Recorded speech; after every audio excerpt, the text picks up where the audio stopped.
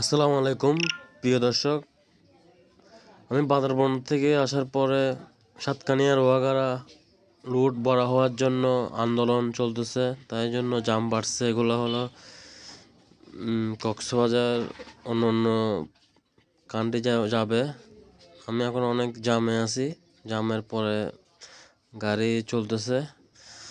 আমি এখন বান্দরবন থেকে চট্টগ্রাম সাতকানিয়া রোয়াগাড়া ভিডিওটা করা হলো। যাদের থেকে ভালো লাগে লাইক কমেন্ট শেয়ার দিয়ে পাশে থাকবেন। গুড বাই বন্ধুরা।